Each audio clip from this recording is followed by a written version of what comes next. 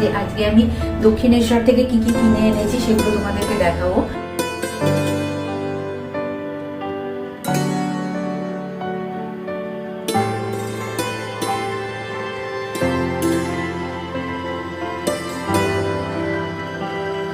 Morning everyone, welcome back to my channel. আমার ওঠা পড়ার গল্পে তোমাদের সবাইকে জানাই অনেক স্বাগত আর অনেক ভালোবাসা। আজকে হচ্ছে সানডে, তো তোমাদের সবাইকে হ্যাপি বালা সানডে। সকাল সকাল উঠে আমি চলে গেছিলাম বাজারে। বাজার থেকে আজকে নিয়ে এসেছি কি গেস করো? আজকে যেহেতু সানডে তো আজকে আমরা এনেছি মাটন। এর আগের রবিবার আমি তোমাদের সঙ্গে শেয়ার করেছিলাম, সেটা বোধহয় ছিল 31 ডিসেম্বর। সেদিন আমাদের চিকেন হয়েছিল। তোমরা তো জানোই 15 দিন পর পর আমাদের মাটন আসে, আর মানে এক সপ্তাহ মাটন এক সপ্তাহ চিকেন এইভাবে আসে। তো আজকে সেই জন্য মাটন এসছে, কেন কি আজকে মাটনের ডে। আর বেশি মাটন খাই না, কেন কি একটা হেলথ ইস্যুও থাকে। আর তার সাথে সাথে দেখো, ডায়েট করে যখন কমাচ্ছি চেহারাটা, তখন সেই দিকটাতেও নজর রাখা উচিত। এমনিতে তুমি চিকেনই খাও আর মাটনই খাও, সেটাতে কোনো অসুবিধা হয় না, কেন ওটা তো প্রোটিন। বাট ওটার যে তেলটা থাকে না, সেটা যদি তুমি এক্সট্রা করে করে কিনে নিয়ে এসে খাও, সেটা হচ্ছে তোমার জন্য ক্ষতিকর। তো সেই জন্য আমরা এক সপ্তাহ চিকেন খাই, এক সপ্তাহ মাটন খাই। কাল এখানে মা বানাচ্ছে আমাদের ফেভারিট বেসনের চিলা, আর ওদিকে হয়ে গেছে ডিম সেদ্ধ।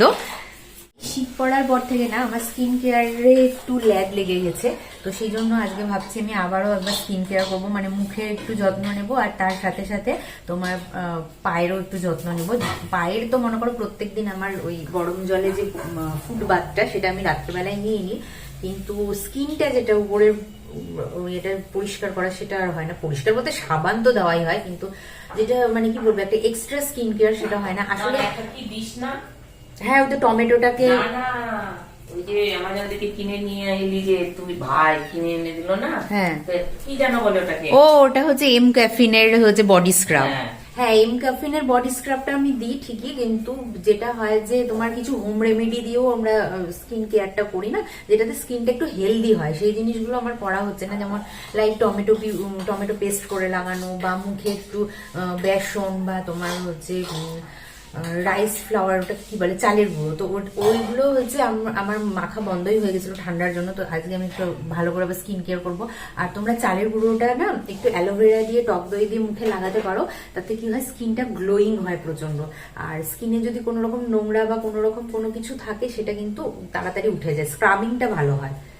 মা এখানে রান্না করছে, আর যেহেতু আজকে মানে মাছ মাংস হলেই ওরা চলে আসে, তো এই যে এটা হচ্ছে মানে আমাদের আগে যে বিড়ালটা ছিল তার মা, এটা বাট ওর নতুন একটা ভাই হয়েছে, আরো একজন আছে ওইদিকে চলে গেল। ও ক্যামেরার এই এই যে দেখো, ওর আরেকটা দিদি। দাঁড়াও দাঁড়াও, কই গেল? এই যে এই যে, তো এই হচ্ছে আমাদের সংসার। বাজে 11:15, ইন্টারমিডিয়েট ব্রেক করার টাইম চলে হয়ে, হ্যাঁ কি বলছি আমি, ইন্টারমিডিয়েট ব্রেক করার টাইম হয়ে গেছে। তো এখানে এই যে বেসনের চিলামা বানিয়ে দিয়েছে, আর ডিম সেদ্ধ খাবো এটা। হ্যাঁ, আমি ব্রেডও মাঝে মাঝে, ব্রেড বলতে তোমার ব্রাউন ব্রেডটা খাই।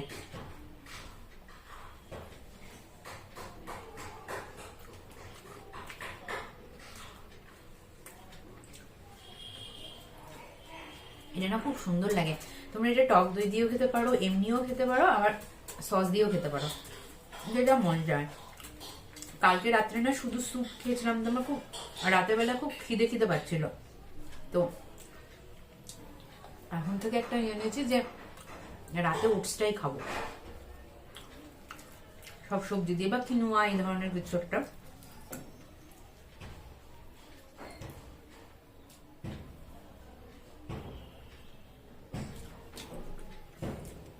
চলো আমি খাওয়াটা কমপ্লিট করি, তারপরে এসে তোমাদের সঙ্গে কথা হচ্ছে। তো ফেস প্যাকটা মুখে লাগিয়ে নিয়েছি, এখন মা মাংসের জোগাড় করে দিলে মাংসটা রান্না করব, দেন তারপরে স্নান করব, পুজো দেব। আর পুজোটা তো অবশ্যই তোমাদের সঙ্গে শেয়ার করবই।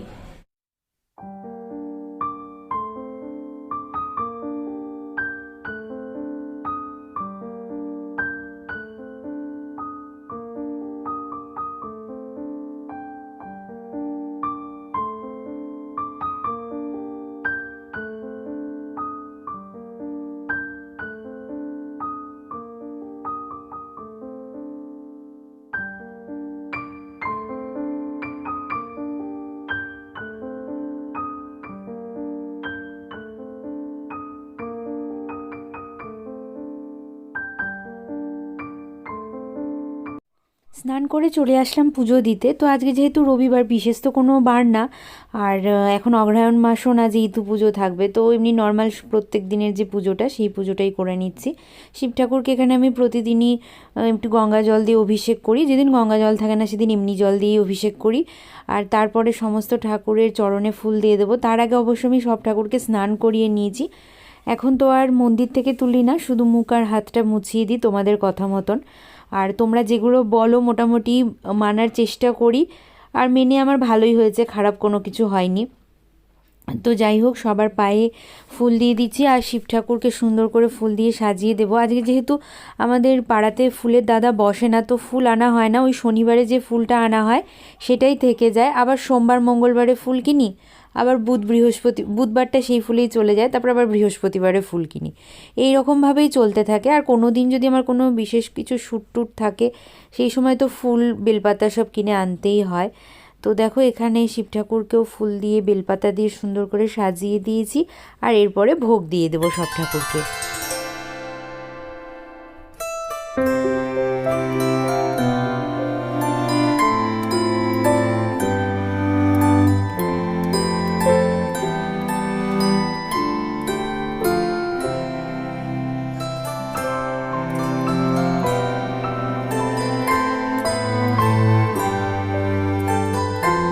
কালকে লিভিং উইথ শায়নির একটা ভিডিও শ্যুট ছিল, তোমরা দেখেই নিয়েছো। স্বামী বিবেকানন্দের জন্মোৎসবের জন্য আমি একটা ভিডিও শ্যুট করেছিলাম, তো সেই জন্য এই ফুলগুলো এনেছিলাম। তো এখানে এই কাচের গ্লাসটার মধ্যে রেখে দিয়েছিলাম, আজকে একটু জলটা পাল্টে দিলাম। বেশ ফুলগুলো কিন্তু 2-3 দিন জল পাল্টে পাল্টে রাখলে একদম তরতাজা থাকে, তাই আমি প্রত্যেক দিনই চেষ্টা করি জলগুলো পাল্টে রাখার।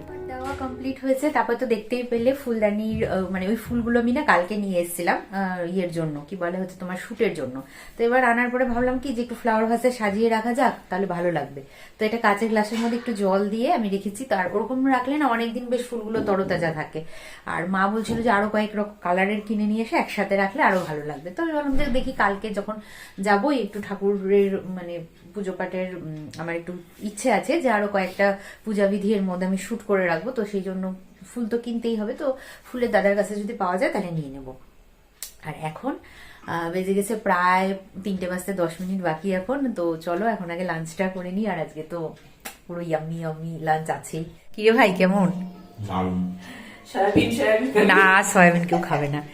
এখানে দেখো মা গুছিয়ে খেতে দিয়ে দিয়েছে, আছে ধনেপাতা বাটা, পালং শাক, এটা তো কালকের, আর এই যে লাল লাল কষা কষা ঝোল।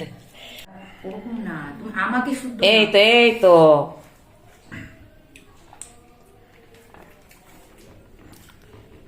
আগে না অসাম হয়েছে।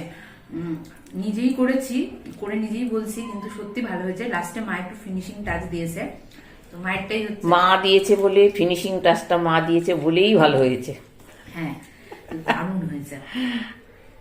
ভাত টাত খেয়ে না, রবিবার যেহেতু আজকে ছিল, কাজের প্রেশারটাও কম ছিল, ঘুমিয়ে পড়েছিলাম। আর তোমরা বলবে যে এখন তো তুমি রোজই ঘুমাচ্ছ। হ্যাঁ, 2-3 দিন কালকে ঘুমাইনি, কালকে ব্লগও করিনি, কালকে ঘুমাইও নি। আজকে আবার ব্লগ করছিলাম, আজকে টায়ার্ড হয়ে ঘুমিয়ে পড়েছি। এখন ঘুম থেকে উঠে সন্ধে পুজো দিলাম। সন্ধে পুজো টুজো দেওয়ার পরে তারপরে এখন হচ্ছে একটু কফি না খেলে আসলে মাথাটা ছাড়ছে না। আর মাথা না ছাড়লে আমি কোনো কাজ করতে পারি না। কফি খাবো, কেক খাবো, তারপরে কথা বলছি। মা চলে এসছে কফি নিয়ে সন্ধ্যের। মা, তোমার ঘুম কেমন হলো? দারুণ ঘুম হলো, কিন্তু এই যে এই জায়গাটা দেখার জন্য ব্যথা করছে খুব। কেন? কি জানি টান লেগেছে নাকি? কি লাগলো? আর সোয়েটার পরো না ঠান্ডার মধ্যে, গরম লেগে গেল বলে খুলে দিলাম সোয়েটারটা।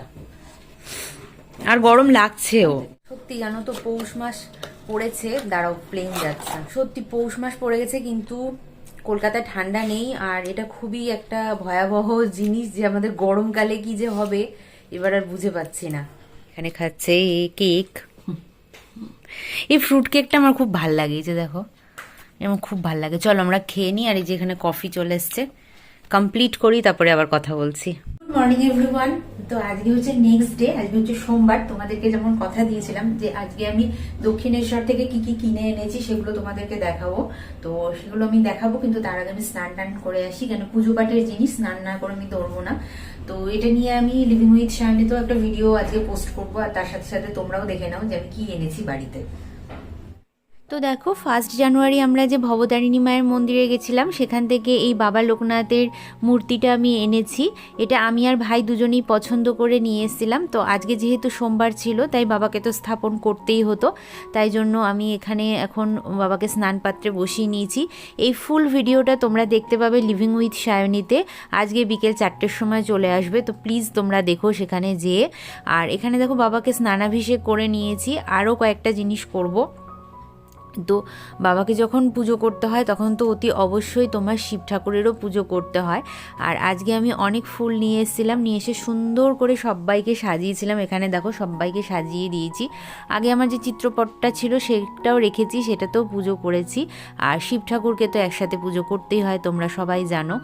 আর শিব ঠাকুরের জন্যও একটা জিনিস নিয়ে এসেছি, সেটা হচ্ছে এই যে মার, এটা হচ্ছে পাথরের থালা আর গ্লাস। আর লোকনাথ বাবার জন্য যে একটা পাথরের থালা গ্লাস কিনবো, সেটা একদমই আমার মাথা থেকে বেরিয়ে গেছে, যার জন্য কিনতে পারিনি। ঠিক আছে, পরের বার যখন মা ভবতারিণীর কাছে আবার যাব, তখন এই রকমের একটা থালা গ্লাস কিনে নেব। আসলে সব সময় সুন্দর জিনিস সব জায়গায় তো পাওয়া যায় না। তো চলো তোমরাও বলো আমার লোকনাথ বাবাকে কেমন দেখতে হয়েছে, কেমন লাগছে। ভগবান সবসময়ই সুন্দর, সেটা আমরা সবাই জানি, কিন্তু তাও তোমাদের মতামত অবশ্যই আমার জানার ইচ্ছে আছে। তো চলো আজকের মতন এখানেই শেষ করছি। আর ভিডিওটি যদি ভালো লাগে তাহলে অতি অবশ্যই ভিডিওটিকে লাইক শেয়ার করে দিও, আর কমেন্ট করে জানিও কেমন লাগলো। যে সমস্ত বন্ধুরা আজকে আমাকে নতুন দেখছো, তারা প্লিজ চ্যানেলটিকে সাবস্ক্রাইব করে আমার পাশে থেকেও আমার বন্ধু হয়ে যাও। তো চলো এখন আমি তোমাদের সবাইকে টাটা বলবো, দেখা হবে আবারও নেক্সট ডেতে আরও একটা সুন্দর ব্লগের সঙ্গে। ততক্ষণের জন্য take care and bye by.